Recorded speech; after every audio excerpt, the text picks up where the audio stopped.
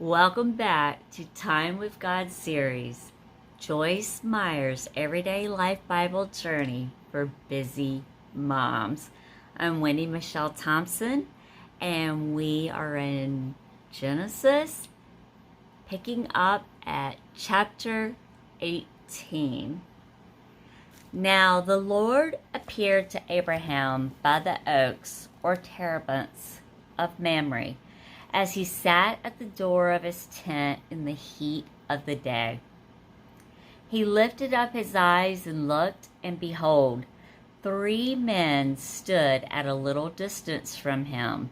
He ran from the tent door to meet them and bowed himself to the ground and said, "My Lord, if now I have found favor in your sight, do not pass by your servant, I beg of you. Let a little water be brought, and you may wash your feet and recline and rest yourselves under the tree. And I will bring a mouthful of bread to refresh and sustain your hearts before you go on further. For that is why you have come by to your servant." And they replied, "Do as you have said." So Abraham hastened into the tent to Sarah and said, "Quickly get ready 3 measures of fine meal, knead it, and bake cakes." And Abraham ran to the herd and brought a calf tender and good, and gave it to the young man to butcher. Then he, Abraham, hastened to prepare it. And he took curds and milk, and the calf which he had made already, and set it before the men.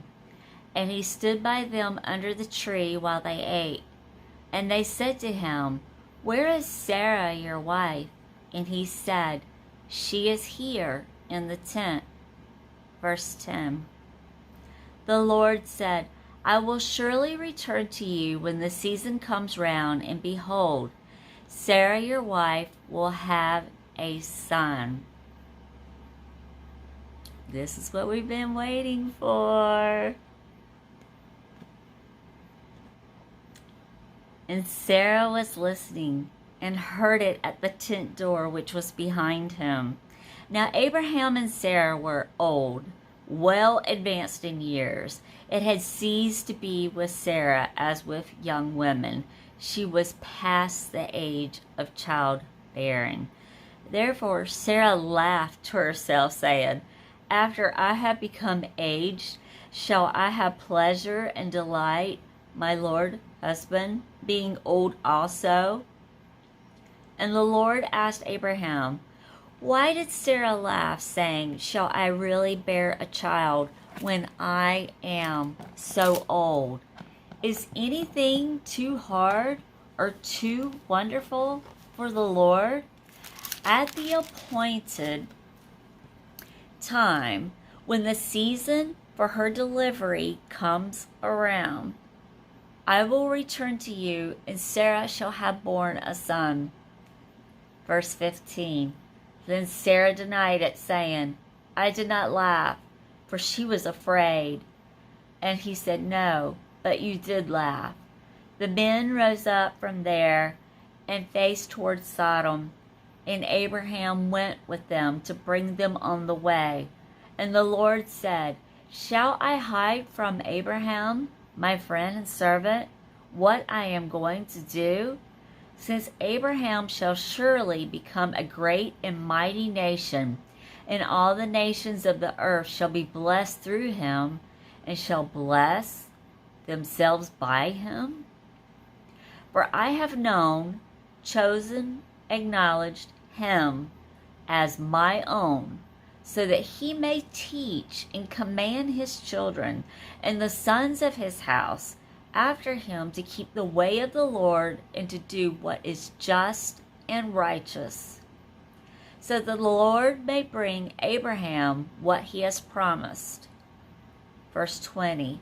And the Lord said, "Because the shriek of the sins of Sodom and Gomorrah is great, and their sin is exceedingly grievous, I will go down now and see whether they have done altogether as vilely and wickedly as is the cry of which it has come to me.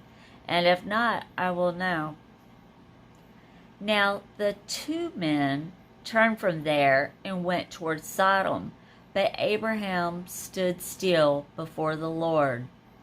And Abraham became close and said, Will you destroy the righteous, those upright and in right standing with God, together with the wicked? Verse 24, Suppose there are in the city 50 righteous. Will you destroy the place and not spare it for the sake of the 50 righteous in it? Verse 25, Far be it from you to do such a thing, to slay the righteous with the wicked, so the righteous fare as do the wicked. Far be it from you. Shall not the judge of all the earth execute judgment and do righteously? And the Lord said, If I find in the city of Sodom 50 righteous, upright, in right standing with God, I will spare the whole place for their sake. Abraham answered, Behold now, I who am but dust and ashes have taken upon myself to speak to the Lord.